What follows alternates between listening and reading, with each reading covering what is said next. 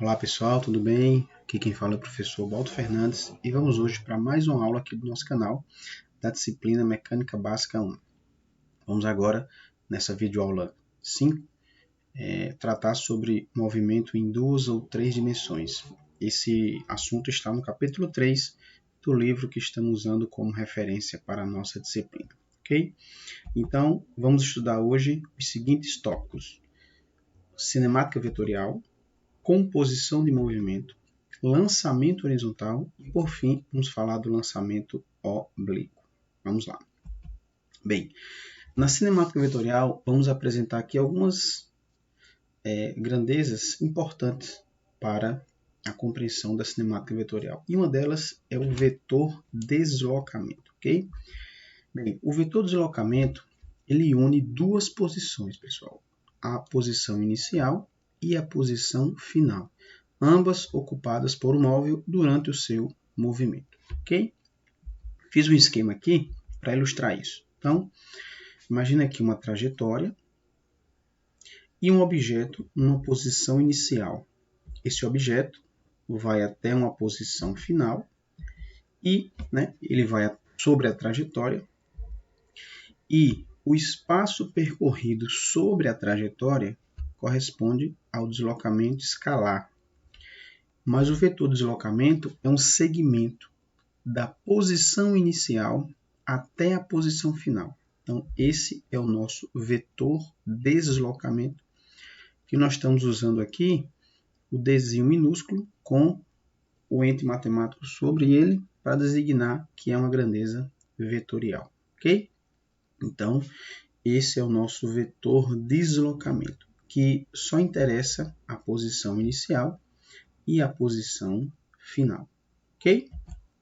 Bem, então, só para fixar o que nós acabamos de falar aqui, no nosso esquema, o espaço percorrido é a medida sobre a trajetória descrita no movimento. Assim, o valor desse deslocamento vai depender da trajetória, enquanto o deslocamento considera exclusivamente as posições inicial e final, ou seja, não leva-se em conta a trajetória realizada pelo corpo, ok? Então aí está o nosso vetor deslocamento. Bem, falar em vetor deslocamento, nós também temos que falar da velocidade vetorial média, tá? Que na verdade é a razão entre o vetor deslocamento e o intervalo de tempo do nosso evento. Então, aqui está o vetor velocidade média. O módulo do vetor velocidade média é a razão entre o módulo do deslocamento e o seu intervalo de tempo do evento. Lembrando que a velocidade escalar média é a razão entre o deslocamento escalar sobre o intervalo de tempo. E a velocidade vetorial média é o módulo do vetor deslocamento, ok? Bem, a unidade de medida no SI é a mesma, metro por segundo, e a unidade também usual que nós podemos ter é o quilômetro por hora, tá bom? Também podemos falar da aceleração vetorial, tá? A aceleração vetorial é a soma de duas componentes, a aceleração tangencial e a aceleração centrípeta. Então, aqui está a nossa aceleração vetorial. Óbvio que tem eventos que nós não temos a aceleração centrípeta, tá? Vamos falar um pouquinho mais na frente sobre qual a função de cada uma dessas duas acelerações, tá bom? Vamos lá então. Olha, a aceleração tangencial, ela vai indicar como está ocorrendo a variação do módulo do vetor velocidade. Podemos citar como exemplo a aceleração gravitacional, e a aceleração dos corpos em movimento retilíneo uniformemente variável. Tá? Então, a aceleração tangencial, a gente vai utilizar, vai interpretá-la como sendo uma grandeza que vai indicar como varia o módulo do vetor velocidade. Já a aceleração centrípeta, ela vai indicar como está ocorrendo a variação na direção do vetor velocidade. Tá certo? Exemplos que nós temos aceleração centrípeta é a aceleração em corpos em movimentos curvilíneos, né? Que vai ser o assunto da nossa próxima videoaula, tá bom? Bem, então vamos agora partir para o tópico 2, composição de movimento. Tá? Pessoal, movimentos compostos são aqueles que ocorrem em direções distintas no mesmo intervalo de tempo, porém eles são percebidos como se fosse um movimento só. Então são movimentos compostos que ocorrem em direções distintas no mesmo tempo, mas quando você analisa o evento como um todo, parece um movimento só. Podemos citar como exemplo barcos em rio com correnteza. No caso dessa figura aqui, veja que o barco está atravessando de uma margem para outra, mas a correnteza está movimentando ele para a direita.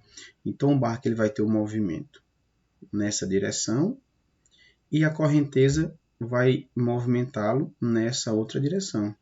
Então aqui nós teremos um movimento resultante indicado por esse vetor aqui. Tá? Então é um exemplo de movimento composto.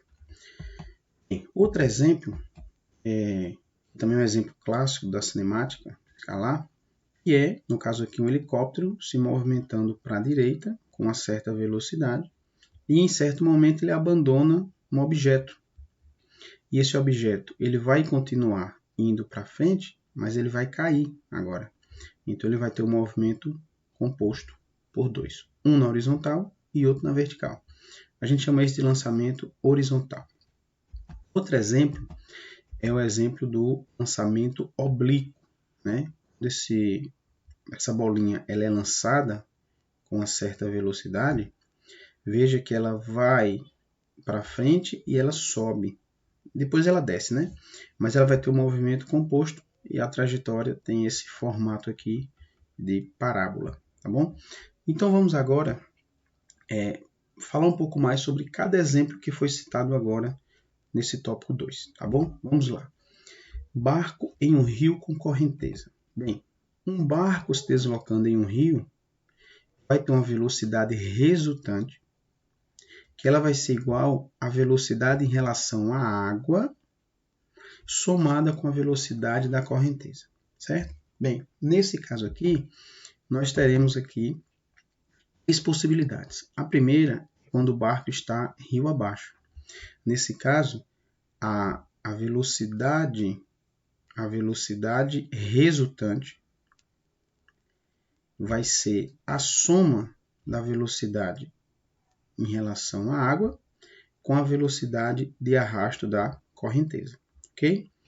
Se o barco tiver rio acima, a velocidade resultante vai ser a diferença agora entre a velocidade em relação à água e a velocidade da correnteza, ok? E se o barco tiver perpendicular à margem, nós teremos aqui a direção da velocidade em relação à água, perpendicular à direção da velocidade em relação à correnteza. Então, aqui, ó, aplicando a regra do paralelogramo, nós teremos uma velocidade resultante, que se você observar essa figura, nós podemos encontrar o módulo dessa velocidade aplicando o teorema de Pitágoras. Então, o quadrado da velocidade resultante vai ser a soma do quadrado das velocidades em relação à água e da velocidade da correnteza. Okay? Então, essas são as 3 possibilidades para barcos em um rio com correnteza. Okay? Vamos para o tópico 3. Vamos falar do lançamento horizontal. O lançamento horizontal é um movimento composto por dois, né? um movimento horizontal, um movimento uniforme, que ocorre na direção horizontal, e um movimento de queda livre, que ocorre na direção vertical. Certo? Bem, o corpo ele é lançado de uma certa altura em relação ao solo e com a velocidade inicial v0. E a direção dessa velocidade em relação à horizontal vai formar um ângulo de 0 graus. Ok? Bem, vamos aqui para um esquema para vocês perceberem o lançamento horizontal. Então, imagine aqui uma superfície, uma mesa sobre a superfície, de altura h, um objeto sobre essa mesa, e ele vai ser lançado com a velocidade v0. O x é para indicar que é na direção x, ok? Bem, quando esse objeto perder o contato com a mesa, ele vai passar a cair. Então, ele vai cair e vai se movimentar na direção x. Desprezando a resistência do ar, o movimento na direção x ele vai ser retilíneo uniforme. E o movimento na direção vertical, devido à ação gravitacional, vai ser o movimento retilíneo uniformemente variado. A gente vai chamar isso de queda livre. Tá? Quando a gente despreza a resistência do ar, é um movimento de queda livre, que ocorre com a ação exclusiva da força gravitacional. Bem, então, inicialmente, enquanto o objeto estiver sobre a mesa, a velocidade vertical é 0. Mas quando ele perder o contato com a mesa, a sua velocidade vertical vai variando. A horizontal não muda, haja visto o movimento é uniforme, e a vertical vai aumentando. Imediatamente antes dele tocar o solo, ainda vou ter o mesmo vetor velocidade na horizontal e o vetor vertical aumentou seu módulo devido à ação da força gravitacional. Vamos ter aqui uma velocidade resultante, que é a soma vetorial da velocidade na direção x e do vetor velocidade na direção y. Ok? Então, aqui está uma ilustração do movimento do chamado lançamento horizontal. Ok? A distância do objeto, a distância a partir do ponto de lançamento até o momento que ele toca o solo, a gente vai chamar de alcance. Tá bom? Bem, vamos agora determinar algumas expressões para calcular tempo de queda, o alcance do objeto e a sua velocidade vertical. Vamos lá. Primeiro vamos calcular o tempo para atingir o solo. Né? O tempo que ele vai atingir o solo é o tempo que ele vai cair à altura h. Então, se nós usarmos a função horária do espaço para o movimento retilíneo uniformemente variado, nós podemos achar uma expressão para calcular o tempo de queda. Tá? O S vai ser a altura, o S0 é a posição inicial que ele saiu, o V0 vai ser a velocidade inicial na direção y, o A vai ser a aceleração gravitacional. Bem, observem que pelo referencial que a gente está usando aqui, o espaço inicial é 0 e a velocidade vertical também é 0. Então, sobrou só hgt ao quadrado sobre 2. Isolando o t, chegamos na expressão para calcular o tempo de queda, que é raiz de 2h sobre g. Ok? Óbvio que quanto maior for a altura de queda, maior será o tempo de queda. Ok? Bem, a equação do alcance nós encontramos, né, lembrando que o alcance é a distância a partir do lançamento até o momento que ele toca o solo. Então, para o alcance, sendo um movimento uniforme, basta usar a expressão para a velocidade escalar média. Então, o ΔS vai ser a velocidade vezes o tempo. O ΔS vai ser o alcance e a velocidade vai ser a velocidade na direção x. E o ΔT vai ser o tempo de queda que nós encontramos no slide anterior, que é a raiz quadrada de 2h sobre g. Ok? Bem, por fim, a velocidade vertical. Né? Lembrando que quando o objeto está em movimento de lançamento horizontal, antes dele chegar no solo, nós teremos aqui a componente x da velocidade, e agora eu vou ter a velocidade vertical. Então, aqui, ó, a velocidade resultante do objeto vai ser a soma das duas parcelas, horizontal e vertical. Mas a velocidade vertical nós encontramos a partir da função horária da velocidade para o m, r, u, v. Tá? Esse v vai ser a velocidade vertical final, o v0 vai ser a inicial, o a vai ser o g. Né? O v0 inicial é 0, então a velocidade vertical vai ser gt. E a velocidade resultante, né, aqui nessa figura nós temos, é só aplicar o teorema de Pitágoras, tá? Que a velocidade resultante vai ser a raiz quadrada do quadrado da velocidade vertical e o quadrado da velocidade horizontal. Ok? Então, aí estão as expressões que podem ser usadas para o lançamento horizontal. Não esqueçam que o lançamento horizontal é um movimento composto por dois. Um na horizontal, que será o movimento retilíneo uniforme, e o outro na vertical, que corresponde a uma queda livre, que nada mais é do que o movimento retilíneo uniformemente variado. Então, se você for fazer algum cálculo e usar as variáveis na horizontal, as equações são do movimento uniforme. E se for fazer algum cálculo usando variáveis na vertical, as equações são do movimento retilíneo uniformemente variável. Ok? Vamos finalizar a nossa videoaula no tópico 4. Vamos falar um pouco sobre o lançamento oblíquo. Tá? O lançamento oblíquo é um movimento composto por dois. Um movimento uniforme na horizontal e um movimento uniformemente variado na direção vertical. Ok? Bem, trata-se de um movimento bidimensional, tá certo? E o corpo descreve uma trajetória parabólica. Tá?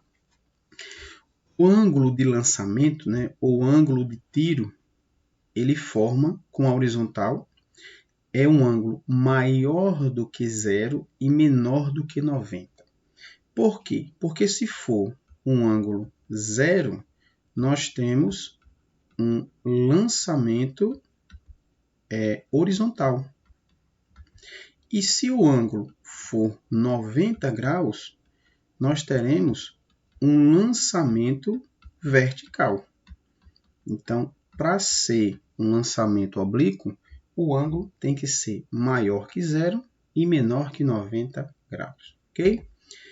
Bem, podemos citar como exemplo trajetória de projéteis militares, trajetória das bolas de futebol após um tiro de meta e trajetória das bolas de beisebol após uma tacada, que essa aqui é a ilustração que nós mostramos agora há pouco, tá certo? Bem, vamos então agora fazer um esquema para vocês entenderem bem o lançamento oblíquo.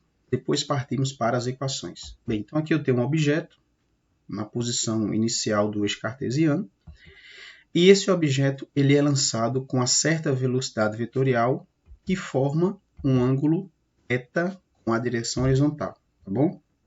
Aqui vai ser a direção x e aqui vai ser a direção y, tá bom? Bem, então esse objeto ele vai descrever essa trajetória parabólica, tá? Vamos detalhar mais. Na direção x, o movimento vai ser uniforme e na direção y, o movimento vai ser uniformemente variável. Bem, por causa da ação da força gravitacional, tá certo? E aqui eu tenho o vetor aceleração gravitacional. Bem, essa velocidade de lançamento, ela forma um ângulo com a horizontal. Então, é um vetor que vai ter componentes. Uma componente na direção x, que é o v0x, e uma componente na direção y, que é o v0y. Bem, então, durante o lançamento, no instante t0, a partir do instante t0, esse objeto ele vai subindo. E a velocidade horizontal se mantém constante por causa do movimento ser uniforme. Nós estamos desprezando a resistência do ar.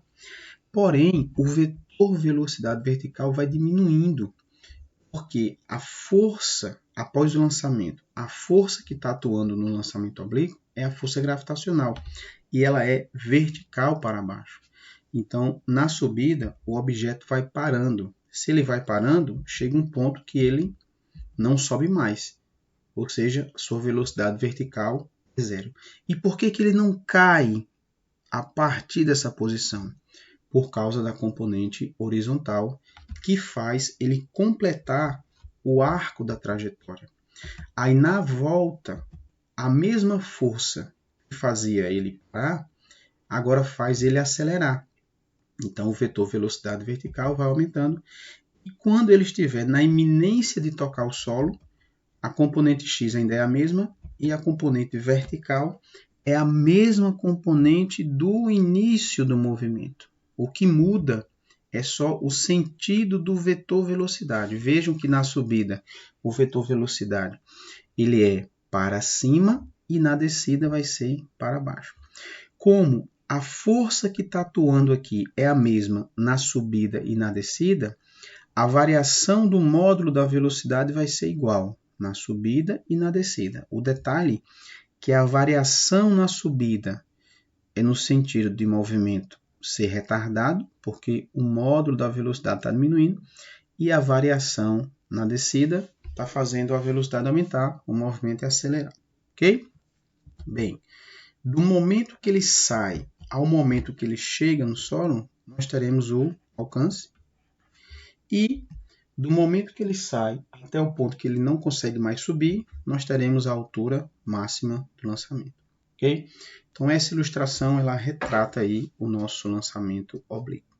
Vamos agora, antes de ir para o próximo slide, vamos lembrar que a componente de V0 vai ser a componente x, que você encontra ela multiplicando o módulo do vetor de lançamento vezes o cosseno do ângulo, e a componente vertical é V0 seno, ok?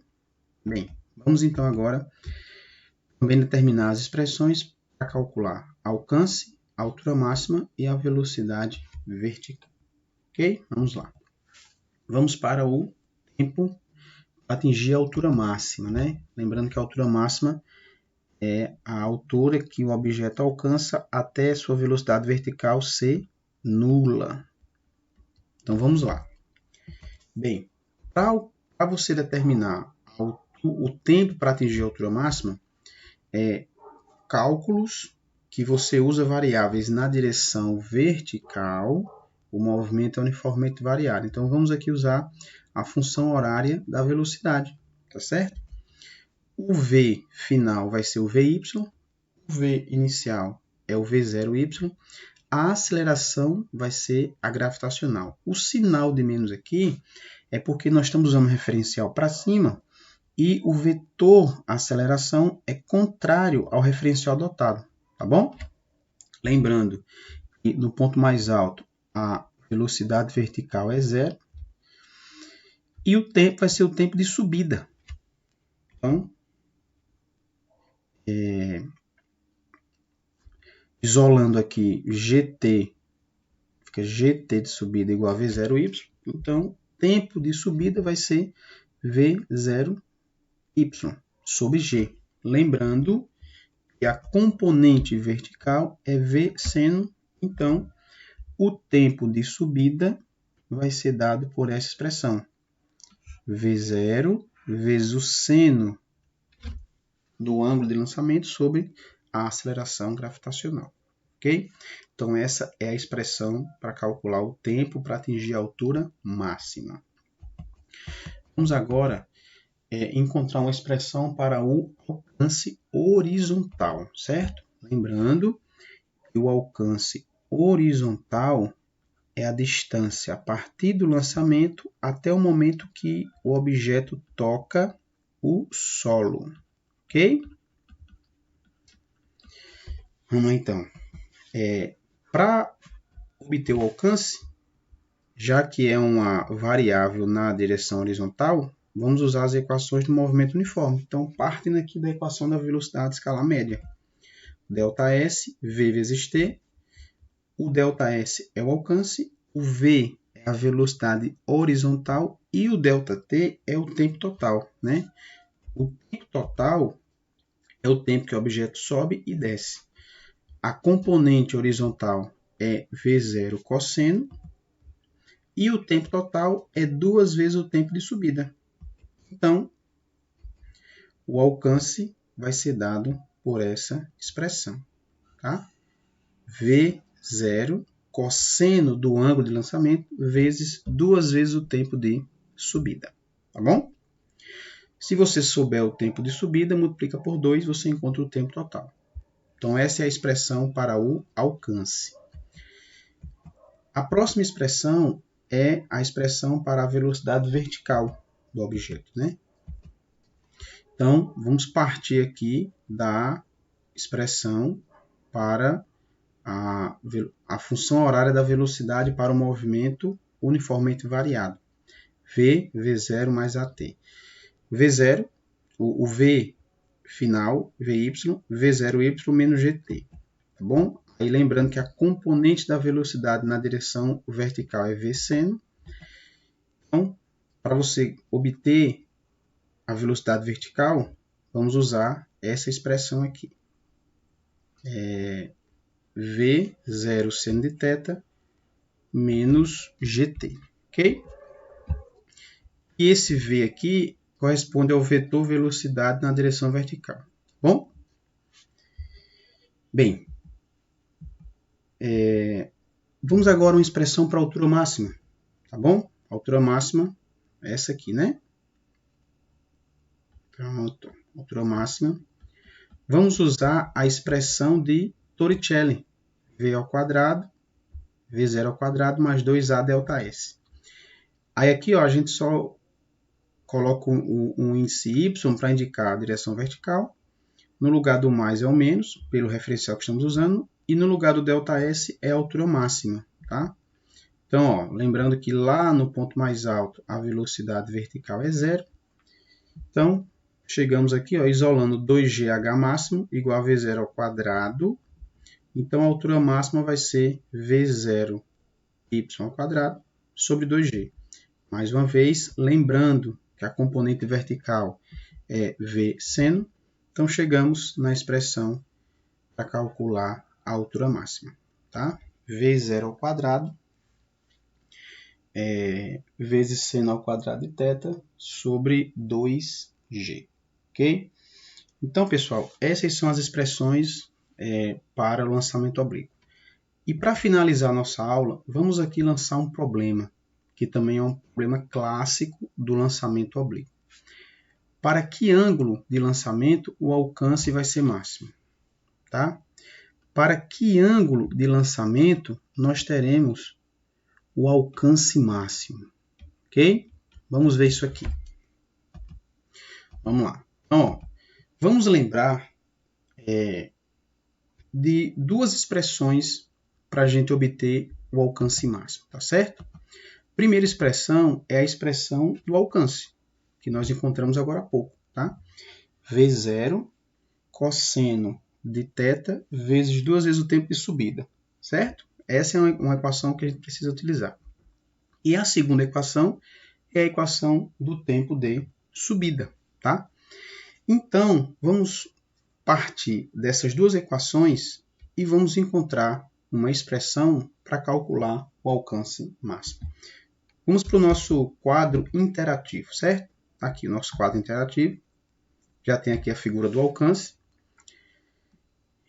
a figura do lançamento oblíquo e o alcance é esse aqui, ó. Então, vamos ver uma expressão para encontrar esse alcance, tá certo? Bem, nós vamos utilizar duas expressões. A primeira é a expressão do alcance. A é igual a V0 cosseno do ângulo de lançamento vezes 2 vezes o tempo de, eu vou chamar de TS, tempo de subida. E a outra expressão é a expressão do tempo de subida, que vai ser V0 seno de θ sobre G. Então, vamos fazer o seguinte. Ó. Nós vamos substituir ó, o TS por esse termo aqui. E vamos ver o que vai acontecer aqui. Vamos lá. Vou subir aqui um pouquinho.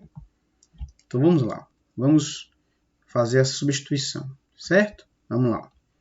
A é igual a V0 vezes o cosseno do ângulo de lançamento vezes 2 vezes o tempo de subida, que é V0 seno de θ dividido por G. Tá bom? Bem, vamos organizar essa expressão. Ó. Vamos fazer o seguinte. Ó. V0 vezes V0 vai dar V0 ao quadrado. Aí sobrou 2 cosseno de θ vezes seno de θ. E o G vai dividir tudo isso. Pronto. Olhando para essa expressão, aí você pode estar perguntando, mas que expressão grande para encontrar o alcance máximo, né?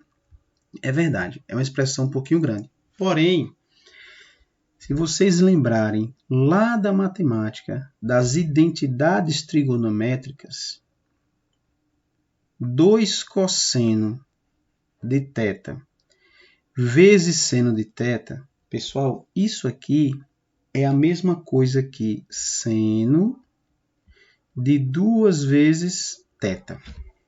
Então, vamos fazer o seguinte, ó.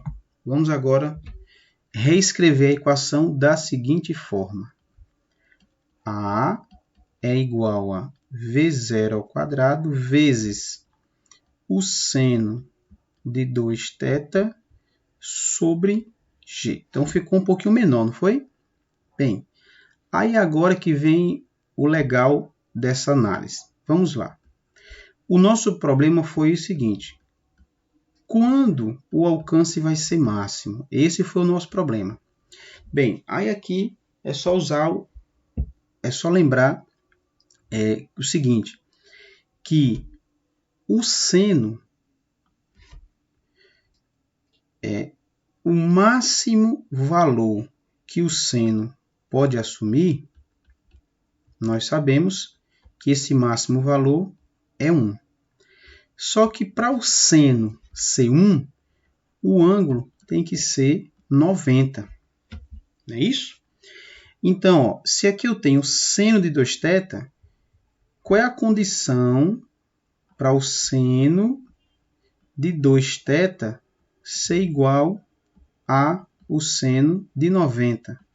A condição é muito simples. Basta fazer aqui uma análise rápida.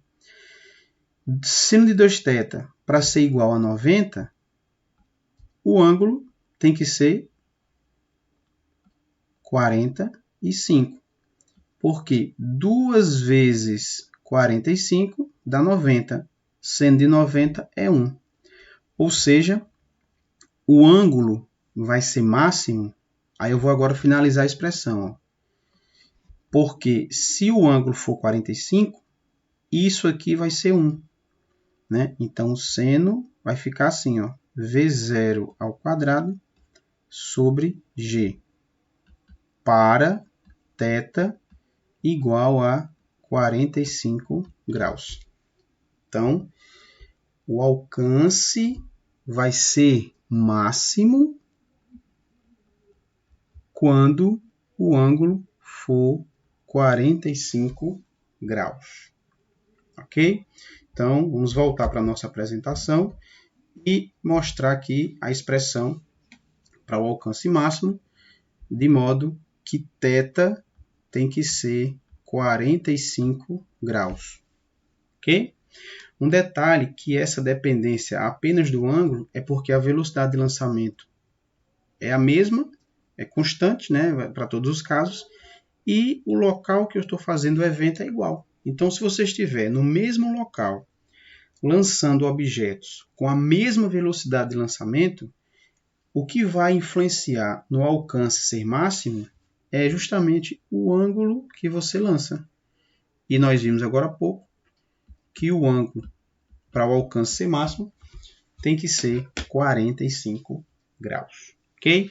Com isso, a gente finaliza mais uma videoaula. Se vocês gostaram, deixe o seu joinha, deixe lá o seu like, deixe sua curtida, deixe um comentário para que nós possamos melhorar a produção de vídeos no nosso canal e nós tenhamos um material que favoreça aí o ensino-aprendizagem, ok? Então, um abraço a todos. Nos vemos na nossa próxima videoaula. Até logo.